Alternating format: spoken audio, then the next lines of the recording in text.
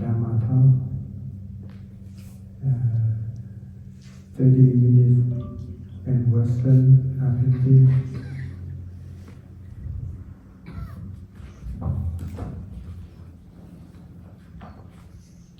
Hôm rồi chúng ta học quyển Tịnh Tọa Pháp Tinh Nghĩa tới trang thứ 55. Hôm nay chúng ta học tới trang 56. Hỏi tại sao phải ngồi tư thế kiết già? Trong sách Đại Trí Độ Luận quyển 17 nói rất rõ, tôi xin chép ra đây.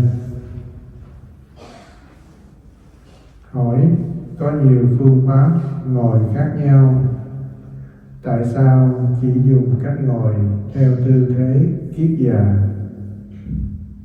Đáp: trong các tư thế ngồi, tư thế kiết già rất an ổn, không mệt nhọc lắm. Đây là phương pháp ngồi của người hành thiền. Nhiếp nắm tay chân, tâm cũng không tán loạn. Lại đối với bốn oai nghi là đi đứng nằm ngồi của thân, nó rất là an ổn. Đấy là ngồi thiền, giữ đạo pháp. Nếu ma vương mà thấy người ngồi thiền thì tâm nó kinh sợ, sanh kinh sợ hãi. Ngồi thiền như thế là pháp của người xuất gia. Ngồi dưới cội cây trong rừng theo tư thế kiết già, mọi người trông thấy sẽ sanh tâm hoan hỷ, biết đó là đạo nhân đang giữ đạo.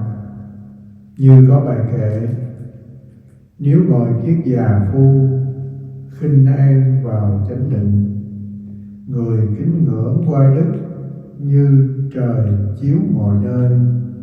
Trừ ngủ lười chế tâm, thân nhẹ không lười nhác, giác ngộ cũng nhẹ nhàng, an tọa như rồng quấn. Thấy dáng người kiết già, ma vương cũng kinh sợ. Huống nữa người vào đạo, ngồi yên chẳng nghiêng động. Chính vì như thế nên phải ngồi tư thế kiết già. Ở đây giải thích thêm. Lại nữa, Phật sở dĩ dạy đệ tử Ngài ngồi kiết già là vì có những người, có những phái ngoại đạo ngồi kiễng chân mà cầu đạo, hoặc đứng, hoặc vác chân, hoặc tréo chân, vân vân.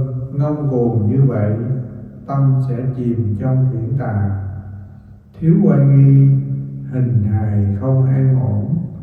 Do vậy cho nên Phật dạy đệ tử ngồi kiết già, thẳng thân nghiêm chỉnh. Vì ngồi thẳng thân nghiêm chỉnh nên tâm dễ chánh. Thân ngồi thẳng thì tâm chẳng lười, giữ cho tâm nghiêm, ý chánh, cột ý niệm ở một duyên. Nếu tâm dông rủi tán loạn thì nhiếp lại, khiến trở về tụ trong duyên. Nếu muốn vào chánh định, ý niệm lăng xăng đều nên nhiếp lại. Hệ niệm như vậy sẽ nhập vào tam muội vương. Tại sao gọi là tam muội vương? Tại vì tam muội này đối với tam muội khác, nó tự tại bậc nhất. Nó có thể làm duyên chuyển hóa các pháp không lường. Như trong đám dân, vua là bậc nhất. Trong các vua, chuyển luân thánh vương là bậc nhất. Tất cả trên trời dưới trời, Phật là bậc nhất. Tam muội này cũng như vậy. Đối với các tam muội, nó là tối đệ nhất. Nên cho hỏi cái tư thế ngồi kiết già, Đức Phật này giải thích tư thế ngồi kiết già rất là hay. Đây là cái tư thế ngồi rất là an ổn, giữ pháp. Nếu mình ngồi ở ngoài gốc cây, ở ngoài rừng thì ma vương thấy sẽ có thể kinh sợ. Đó là mình ngồi giữ đạo. Đức Phật này dạy là đệ tử của Ngài là nhiều phái ngoại đạo thì có khi ta ngồi kiễng chân, ta ngồi trầm ổn, vân vân, ngồi đủ thứ hết. Rồi có khi ta đứng, người ta tu mà ta tu theo kiểu đứng một chân, hoặc hơi dắt chân lên, vân vân, chéo chân đó. Mà đứng như vậy thì cái ngông cuồng tâm sẽ chìm trong biển tà, thiếu oai nghi, hình hài không an ổn. Do vậy cho nên Phật dạy các đệ tử phải ngồi cái tư thế kiết già. Mình bây giờ mình cũng có thể sao rồi ngồi bán già, hoặc là mình ngồi cũng không già ngồi. Thì ngồi cái tư thế kiết già đó là cái tư thế tốt nhất. Thân ngồi thẳng, tâm chẳng lười, giữ cho tâm nghiêm chỉnh, tâm nghiêm ý chánh, nghĩa là tâm mình phải nghiêm túc, nguyên một. Tu phải đâu đó nó nghiêm chỉnh đàng hoàng, ý chính. Cột ý niệm ở một duyên, nghĩa là trong mình tu là cột cái tâm ý mình vào cái phương pháp, cái đề mục mình tu tập. Nếu tâm dông rủi tán loạn, khi tâm mình nó chạy, nó hướng đông hướng tây, nó chuyển quá khứ tương lai, thì chúng ta phải nhiếp lại, dừng lại, khiến trụ ở trong một duyên mình tu tập thôi. Nếu muốn vào chánh định, ý niệm lăng xăng đều nên nhiếp lại. Nghĩa là cái ý niệm mà lăng xăng đó, nghĩ chuyện quá khứ, nghĩ chuyện tương lai, nghĩa là đủ thứ chuyện hết, chuyện vui, chuyện buồn, đủ thứ hết đó. Mình phải nhiếp lại, là dừng lại. Hệ niệm như vậy sẽ nhập vào tam muội vương. Và khi mà mình không có tạp niệm, tâm mình nó sáng suốt, rõ ràng, hồi niệm, đó là tam muội vương nhiếp lại. Hệ niệm như vậy gọi là nhập tam muội vương. Nên là mình những cái ý niệm lăng xăng đều nên nhiếp lại. Những cái ý niệm mà lăng xăng đó, nghĩ chuyện này chuyện kia đó, mình không nghĩ, nhiếp là mình giữ gìn, không có cho nó nghĩ lăng xăng nữa. Hệ niệm là buộc lại niệm, cái là mình vào chú tâm vào cái đề mục mình đang tu tập. Mình biết, thí dụ như mình ngồi, mình biết rõ từng tâm niệm, vừa khởi lên mình cũng biết, không khởi lên mình cũng biết, rõ ràng sáng suốt màu nhiệm. Đây là tam muội vương. Tại sao gọi là tam muội vương? Tại vì tam muội này đối với tam muội khác nó tự tại bậc nhất, nhưng mình không có ý niệm lăng xăng, mình gom lại, mình hệ niệm duyên vô, nhập ra được cái tam muội vương, thì tâm mình là bậc nhất. Nó có thể làm duyên chuyển hóa các pháp không lường. Nên khi tâm mình nó định rồi, nó an rồi, tâm mình được tự tại giải thoát rồi, thì chuyển chuyển tùy duyên, nó biến hóa không lường. Như trong đám dân, vua là bậc nhất. Trong các vua, chuyển luân quốc vương là bậc nhất. Tất cả trên trời dưới trời, Phật là bậc nhất. Tam muội này cũng như vậy. Đối với các tam muội, nó là tối đệ nhất. Nghĩa là trong các tam muội tu mà đạt đến chỗ rốt ráo, cái này là bậc nhất. Nên nếu muốn vào chánh định, như là chánh định chân chánh đó, mình vào cái chánh định thì ý niệm lăng xăng đều nên nhiếp, giữ lại, không cho nó lăng xăng. Hệ niệm như vậy thì sẽ nhập vào tam muội vương. Cho nên cái tư thế ngồi kiết già, và khi chúng ta tu tập thì nó dễ nhiếp tâm, dễ tiến bộ trên con đường đạo. Cho nên khi mình tu, Đức Phật này dạy rất là kỹ từng cái tư thế ngồi. Cho nên chúng ta khi mà ngồi thiền tĩnh tọa, chúng ta nên ngồi tư thế kiết già hoặc bán già cũng được, để chúng ta dễ nhiếp được tâm của mình. Thầy giải thích thêm về cái chữ tam muội. Cái tam muội đây là mình tu nó đạt tới chỗ là rốt ráo sau cùng. Giống như Đức Phật này tu gọi là bố thí ba la mật, là tam muội vương, là nó tột nhất. Cái gì là tu là cái là nó đứng số một. Giống như trong các vua là chuyển luân thánh vương là bậc nhất. Trong các tam muội này, cái tu này là tam muội là nó tối là bậc nhất, là số một. Tu mình đạt tới cái chỗ rốt ráo, tâm mình nó lăng xăng lộn xộn, nó chưa ấy, mình hệ mình tu, mình nhập vào, nghĩa là mình vào cái chánh định chân chánh. Có khi là tà định nữa, định là ta tu mà để ta có thần thông, để ta được cái này được cái kia, ta hại người này kia, là tà. Còn mình tu là để cho mình mong cầu được giác ngộ giải thoát, tự mình giúp mình an lạc hạnh phúc, giúp cho mình hạnh phúc. Cho nên khi mình nhiếp vào chánh định, rồi những cái niệm lăng xăng mình tu tập, mục đích là thường mà ban ngày là là chúng sanh là những cái ý niệm nó làm chúng sanh đau khổ, nên là mình tu đạt được cái vượt hết những cái đau khổ, họ tu cho đến nơi đến chốn đâu có lương chừng. Cho nên khi mình nhiếp là được cái tâm muội, những cái niệm mà nó vừa phải lên cuồng, cái không cho nó khỏi lên nữa, mình được cái định như là từ là rốt ráo đó. Khi mình ngồi mình đi đứng mọi cái trong 4 bài nghi đó, đi đứng nằm ngồi đều lúc nào cũng là định đó, nên cái định là định tam muội, nên là đứng bậc nhất.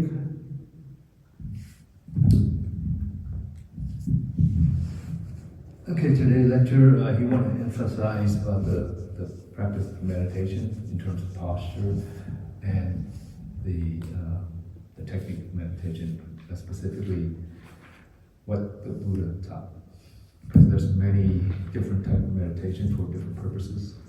Right? So first, in terms of posture, is that full lotus position is the best. That's when you cross both legs. Cross one, and cross the other. This is Trái full gác lên lotus. người phải, chân phải gác lên người trái. Đó là kiết già. This is why, because it locks you in. You can't fall either way. Right? And it's when it keeps your posture stable. And when you sit like this with the hip higher than the knees, it'll keep your spine naturally erect, so you don't have to use your muscle to sit tall. Why do we need to sit tall? So that we can breathe easy. When the spine rounds, it compresses the chest. It constricts your airway a little bit, and you can fall asleep. Right? So that's it. But some people can't sit like that. They can sit just one leg on top of the other. Now, that said, you sit however you can. The posture is not going to help you.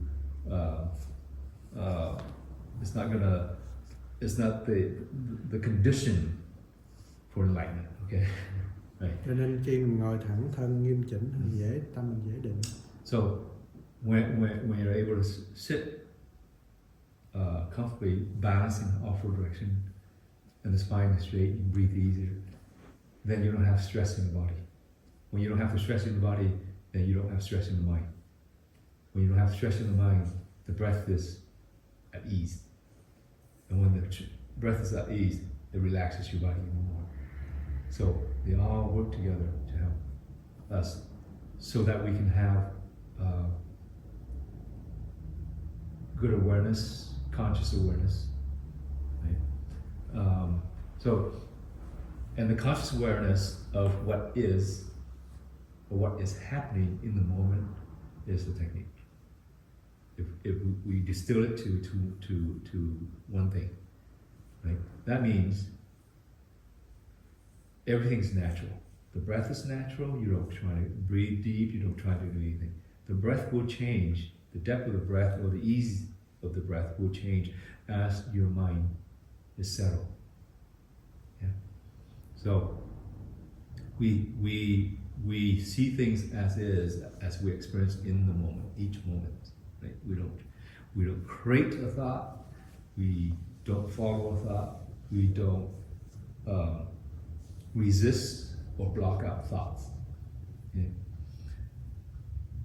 All we need to do is have enough attention, awareness to help us keep our mind in check, keep our focus in check, okay?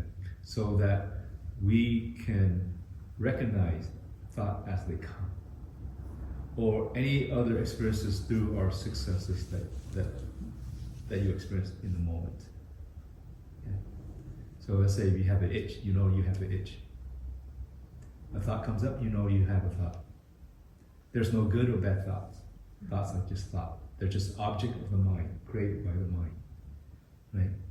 Because sometimes there's a misunderstanding about that, and certain meditator will get discouraged by having quote unquote bad thoughts. You know, let's say immoral thoughts, for example, right? Sexual thought or anger, things like that. And they try to suppress those thoughts, or they get upset or angry when the thought comes in. They become judgmental upon themselves. I spent all these years, how come I still have these bad thoughts? As if there's good thoughts and bad thoughts. Thoughts are just thoughts, they're not real, right? So, no distinction. No distinction, meaning you see everything equally. They're just thoughts, as they are, right? You don't put your perspective or biases into what you recognize, right? Because for one person, let's say a secular thought, they consider bad. For another, it's good. So who's right, who's wrong, right? So we get rid of all that misconception or our own narrative in the thought. The thought is just a thought. It has nothing to do with you. You can't control it, right? When the thought comes, you either know, you either are aware of it, or you're not aware of it. That's it. You have no control of thoughts. Okay? That's just the property of the mind. That's all. Okay? So here we often use the breath as a point of anchor. I consider it anchor. I don't like to say it's a point of focus because focus means something entirely different than observation, right? You can observe everything, but when you focus, you try and get rid of everything else and you only have one point to focus on. If we were to do that in this type of practice, then we wouldn't know when we have an itch. We wouldn't know when we have a thought. We become narrow, right? So think about a flashlight. Focus in that flashlight in the dark room, focusing on one point, and you just keep that focus there. Well, if that happens, you can't see anything else. You're not aware of anything at all. So here, we broaden the focus so that it lights up the entire room. So that even a dust or anything that appears in the room, you keep our awareness open, then we can have conscious awareness when they appear, as they appear. Right? And once they appear, we don't want to follow it, or else it starts to create other thoughts. It starts to create your own narrative. It starts to fabricate a story. Then you get lost in that. Thoughts after thoughts until you wake up and say, wait a minute, I'm supposed to be focusing on something. Pay attention only to observe, right? So we don't want to do that. And how do we keep from getting caught in thoughts? Is just to recognize, just observe as they appear. Now, you losing your awareness, that's still a thought, right? The time that you lose your awareness, if you lose your awareness, there's no awareness, right? So you can't do anything about that. But losing awareness doesn't last forever. There will be a point in time when you wake up out of that state. Just like when you had awareness and you lost awareness, to go into a state of non-awareness. Right? You have no control of that. Right?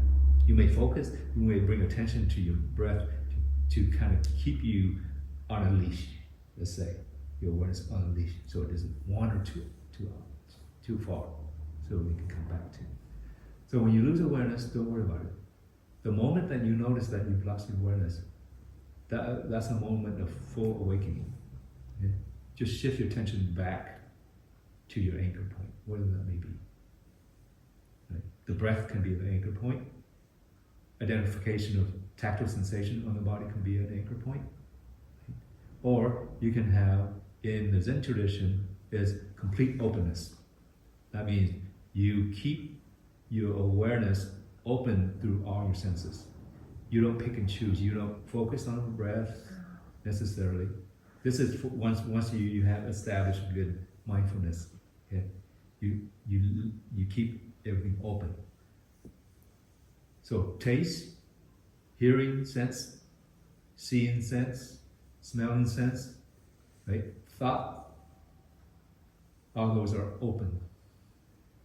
You receive them and you are aware of it as they appear in your scope of awareness. Yes. And that goes for feelings too. Feelings, exactly. Yeah. Emotion, Yeah. right? Emotion. Now, when we talk about feeling, there are two stages of feeling. Okay? The very basic experience of feeling, or feeling tone, okay, feeling tone, okay, is pleasant, unpleasant, neither pleasant nor unpleasantness. There's only three.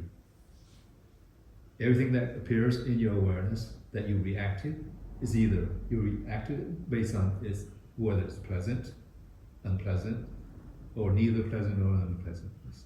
Okay? There's only three. Now, anger, that's your attitude. That's a feeling attitude towards what you experience. Does that make sense? Because it's very, very easy to get confused between feeling tone, which is the basic identification or basic experience that we have, versus feeling, where it has your perspective or your narrative to it, right? Let's say if I see a flower, I hate that flower. Okay, that's hate. That's a feeling, right? Right? What is the feeling tone? Unpleasantness. That's why I don't like it. Okay?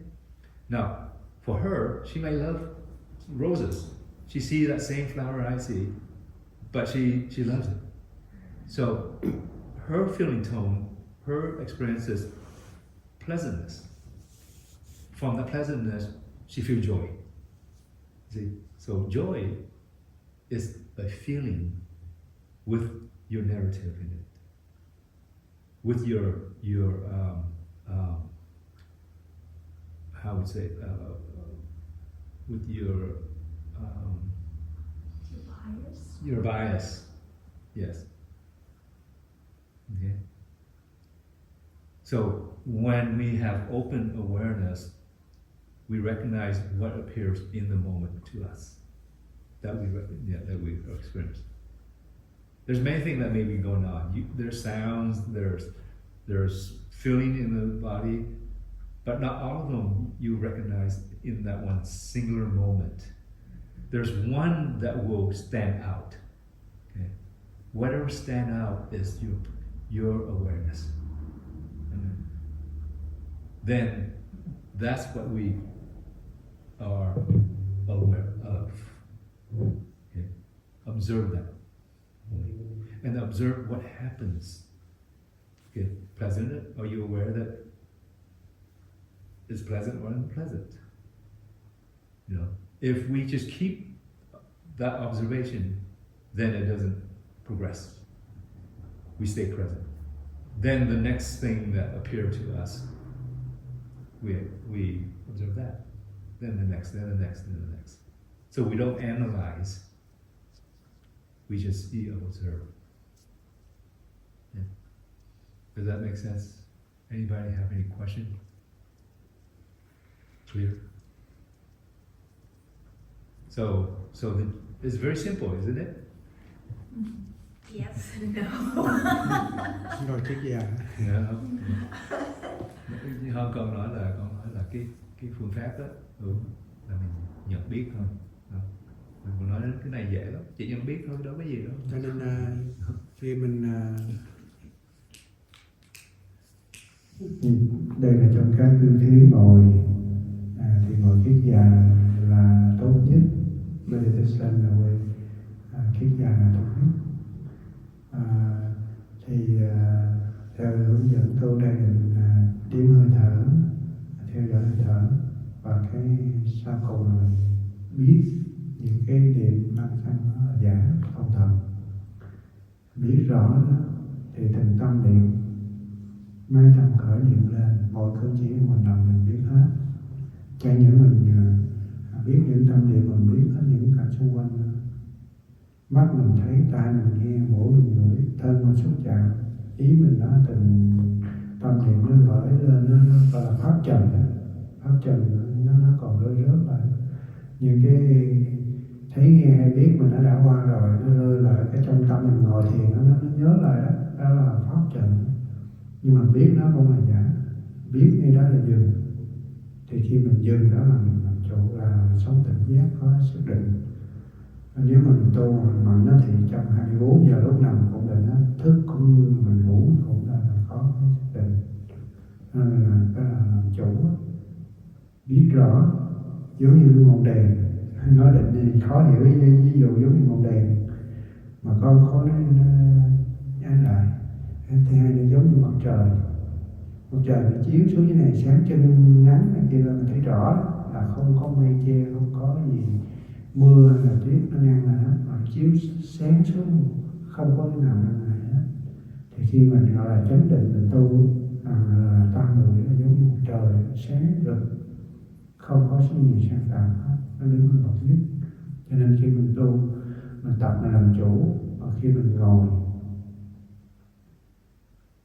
từng tâm niệm nó khởi lên mình biết, mọi máy động cơ thể mình biết rõ hết. Mà những cái ý niệm nó khởi lên mình biết nó là giả, không thật. Thì từ chỗ không thật nó tự nhiên mình không có chạy theo. Thường mình chạy theo là gì? Cho nó là thật. Vô minh, vì chút vô minh mình cho nó là thật, cho nên mình chạy theo. Rồi mới hỉ nộ ái ố, ai dục lạc và đau khổ vui buồn nữa nó khởi lên, nó lôi kéo mình, nó trói buộc mình đi, nó làm cho mình đau khổ. Cho nên khi mình tu mình biết làm chủ rồi thì những cái đó mình không có chạy theo. Cho nên mà thường ví dụ giống như là mộng nó giả, nó giống như mình nằm mơ.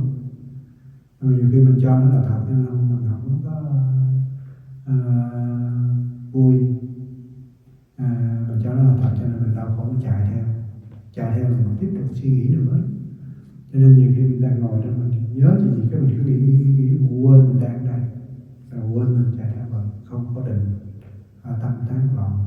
Cho nên tu mình tập giữ tâm mình bình tĩnh lại, giống như nước trong quậy cục vàng, mình quậy nước nó trong, nước nó đục nó quậy, bao nhiêu những phiền não loạn tưởng đó nó đục đó, nó loạn đó, mình dùng cái cục vàng mình quậy một thời gian 3 vòng 7 vòng 10 vòng xong mình lấy lên thì nước nó hòa tự như bao nhiêu cành cáo nó lặn ở dưới hết. Khi mình tu giai đoạn đầu bao nhiêu nó lặn, thời gian thì tâm nó đã lặn rồi, nó không còn cành cáo nữa thì mình nhìn thấy xuống tới dưới trong suốt rồi là chánh định. Cho nên tu cái điều kiện ban đầu mình ngồi, tuy là ngồi cái tư thế gì thôi, nhưng mà giúp cho tâm mình dễ được định.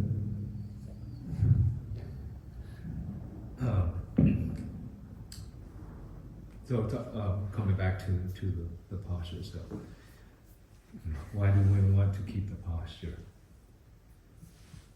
Because that's intention and dedication.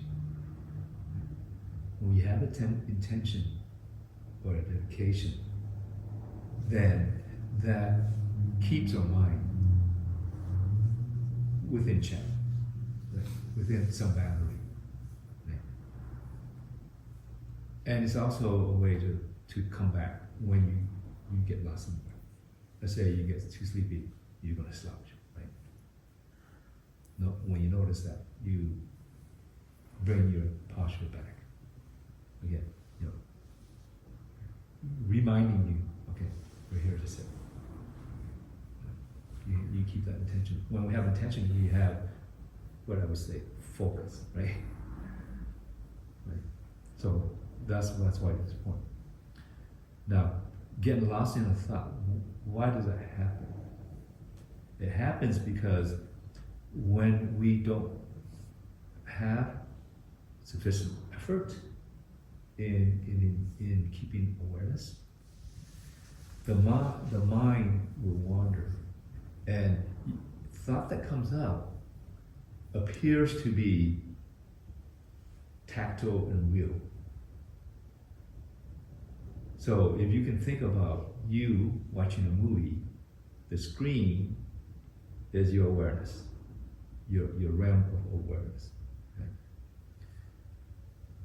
People on that screen, all the actors, actresses, whatever's on that screen, are just thought. You have no control of the film, right? Somebody's controlling the film. You're just there to observe, right?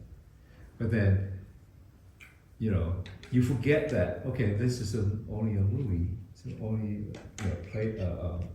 actors and actresses. It's only a story. It has nothing to do with you, right? You forget, and then you get caught into a character or something about that, and you get lost in it. Then you become part of the movie. The character is sad and you're sad. The character is angry, then you're angry. The bad guy is hurting the good guy, you get angry. Immersion. Right. So it's almost like you, the avatar, you became the avatar. And you don't know that you are an avatar. Until all of a sudden, you hear somebody eat some popcorn, okay, and then okay, wait a minute, this is an only movie. Why am I crying? Right? So because we often, it's easy for us to often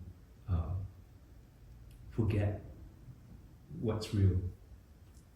Right? That's in Buddhist psychology, that's considered one of the delusions that get us caught in towards the path of suffering. Right? The actor cried. It's not your story. You cry. You're suffering, right? Because you're attached to that attachment. And it also happened because all of our experiences in the past, what was taught, stays with us within our brain, right? Memories, right? Now, they don't disappear. Our habits, our attitude and how we react to certain things in the past stays with it. It becomes like a program, but it's in the subconscious current.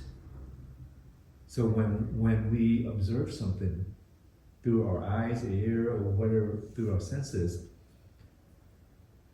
that becomes one condition.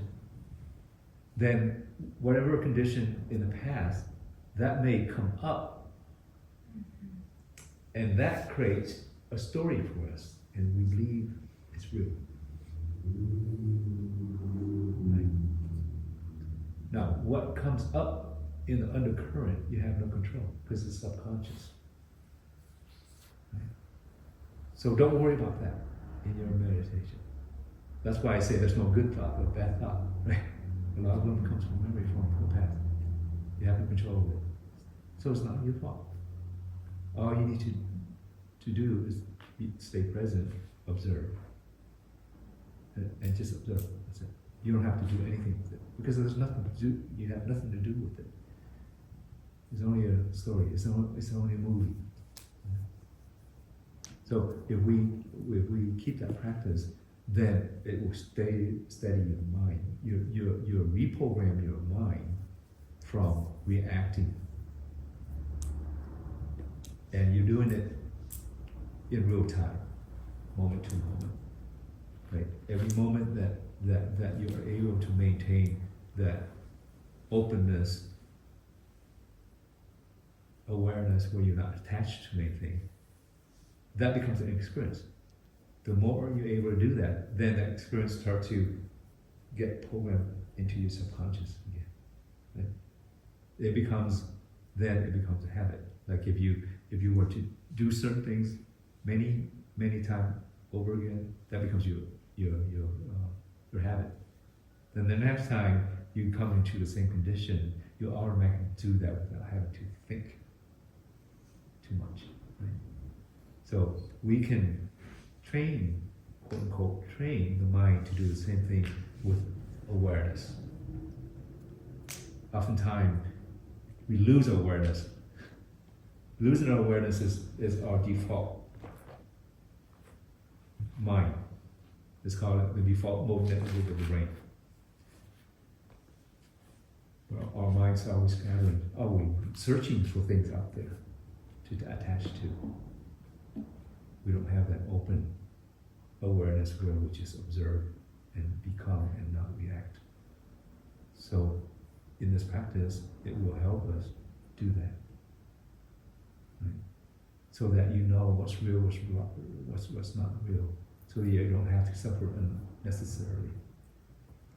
And then when you're not reacting, you have more clarity to observe what is really happening, and allows you to make better decisions so that you suffer less and you're not creating suffering for others in your decision to act or to speak.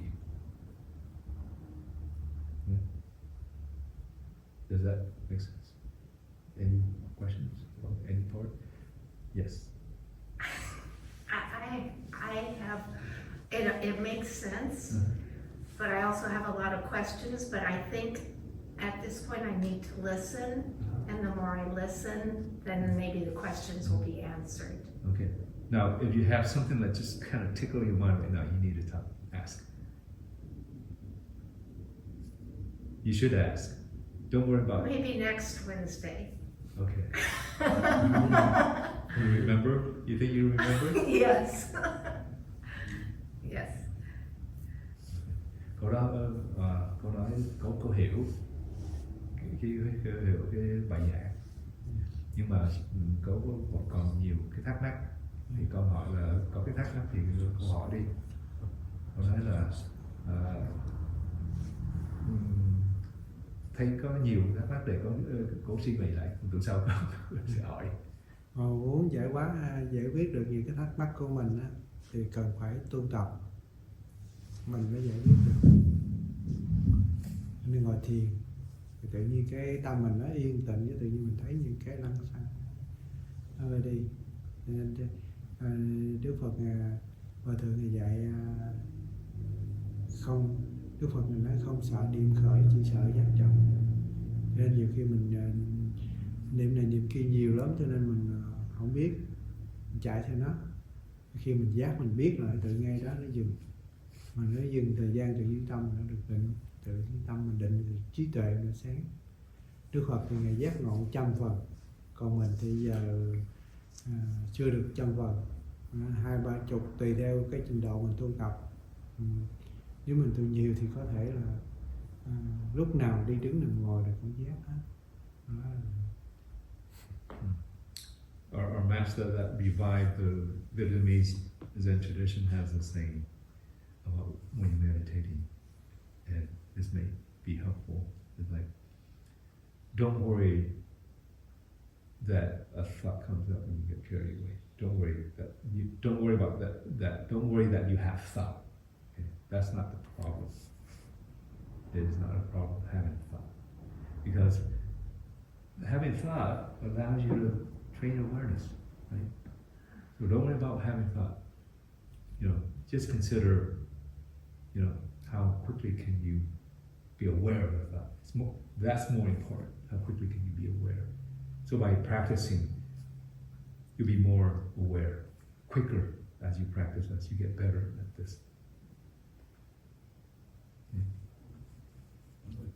The way, I guess, certain translations says it's not the thought, it's the fear of the concentration, which I love the concept of concentration, like focus, which I focus is concentration. That's not real correct translation, because when you concentration, that's a whole different technique.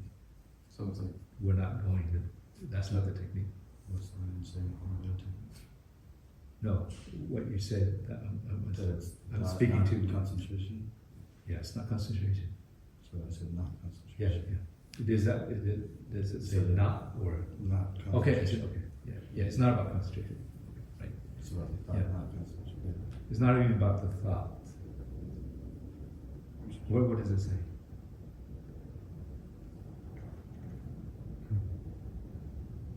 After when so our minds need to go be careful, but I suddenly feel like there's what's going on. The Buddha must teach, I know the Buddha says don't fear the thoughts, only fear the concentration. So sometimes we have these thoughts, sometimes there's a lot of them, so we have to know we run after it.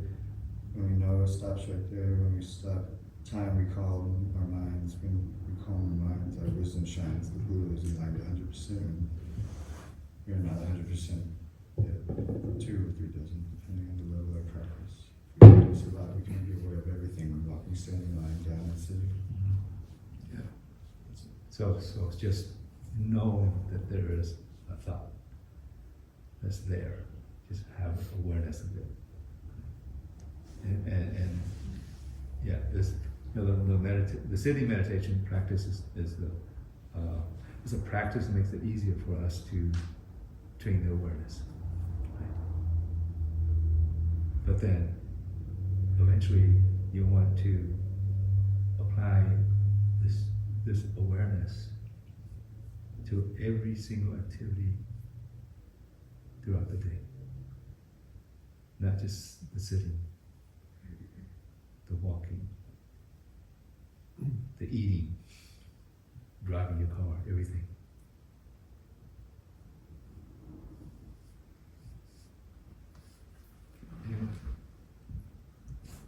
Any questions?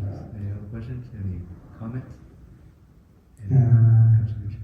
Cho vị thì xin biết tuần rồi với tuần này thiền viện mình có tổ chức lễ Bến Đề Buddha ngày trăng tròn tháng 4. Đó là ngày lễ kỷ niệm ngày Đức Phật Tràng Sanh sanh ra. Tuần rồi trên Đức Phật thấy ở phía sau có cái bi lúc mà Đức Phật lúc mà còn làm Thái tử mới sinh ra. Đó là ngày trăng tròn tháng 4. Tuần rồi ở cái thiền viện mình tổ chức lễ tuần rồi. Tuần này là đúng thêm nữa là ngày rằm ngày 5 tháng 4 và cũng là trăng tròn nữa.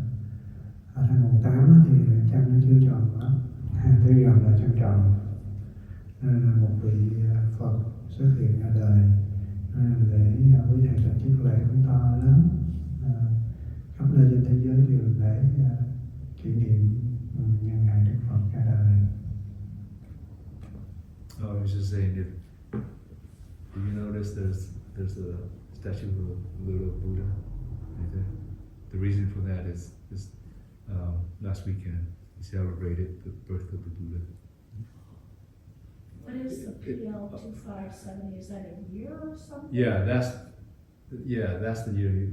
That was 2,570 years ago when he was born. Oh, okay. Yeah. And what is I see something behind with words on a brown altar. What is that saying? Thiền và giáo.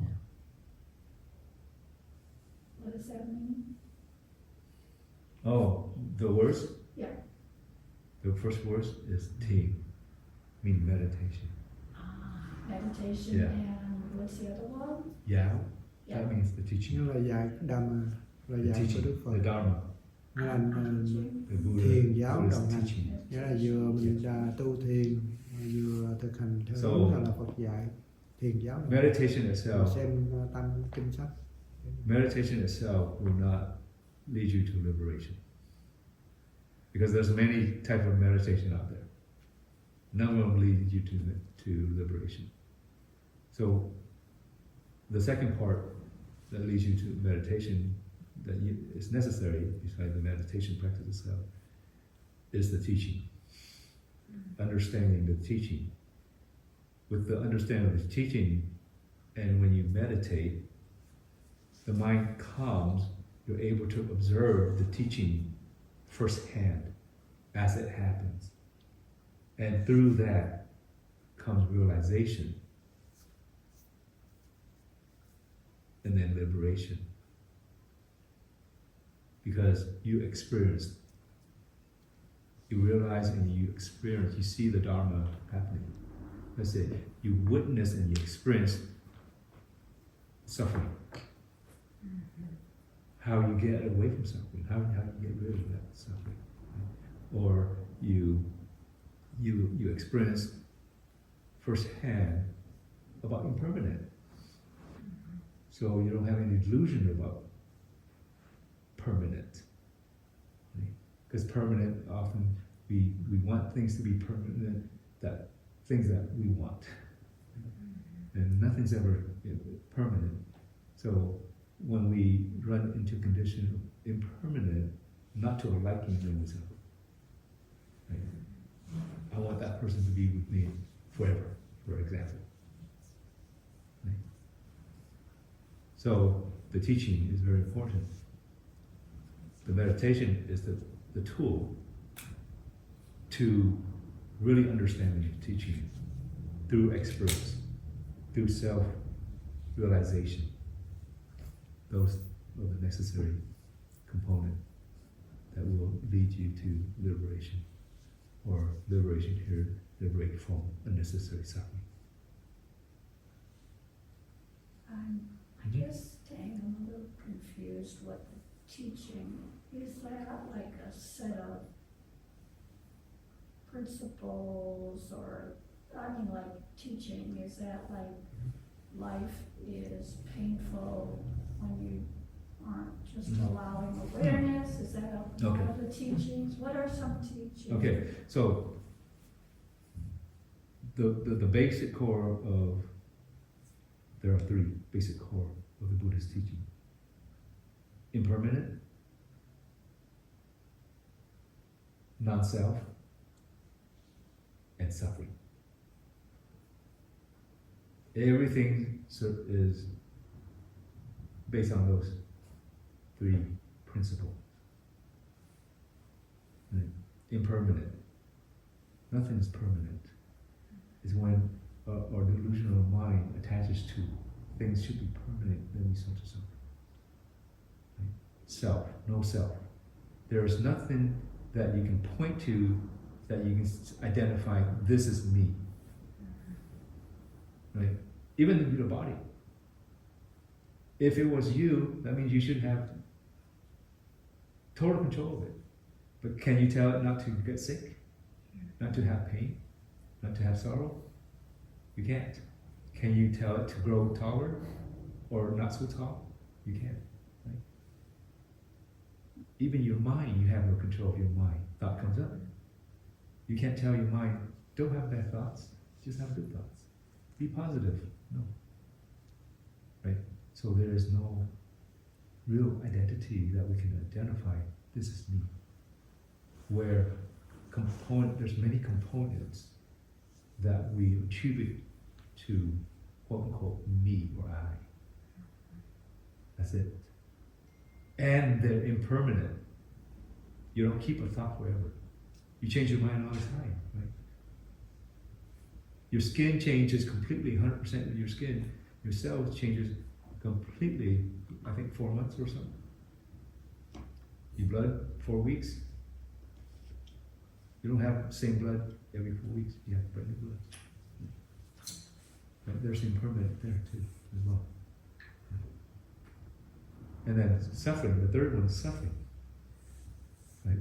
So, life, there's pain in life. Now, don't be mistaken to say that life is suffering.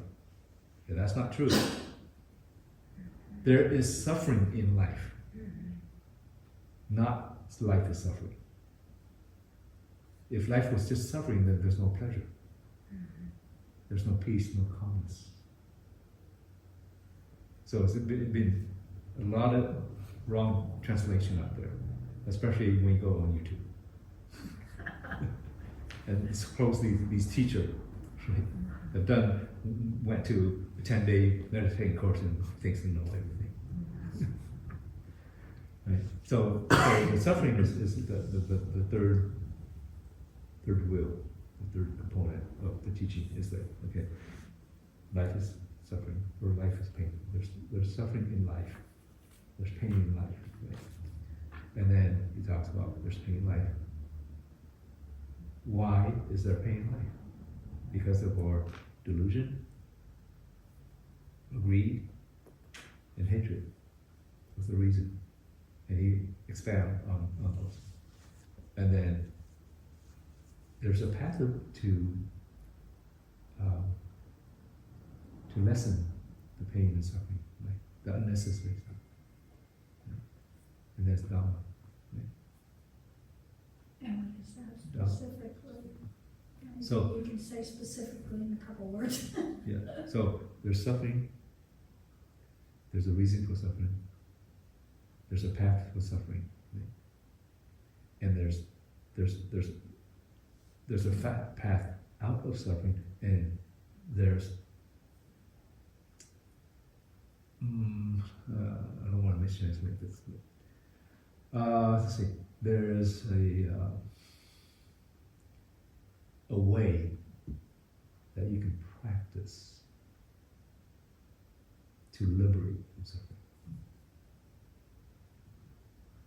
And is it the awareness? Is that the That's one- main thing? There's one. Well, from there, the path is the Eightfold Path. There's a teaching on the Eightfold Path. Right view first. Right thoughts. Right action. And so there's eight. Once you learn that, then that becomes, let's say, that's the technique to practice to realize that leads you to end suffering. But that's the core. Thanks. Any questions? Okay. Okay. Thank you to all for listening and wishing everyone have a happiness and a peaceful life. Take care. Chúng sanh vô biên thể nguyện độ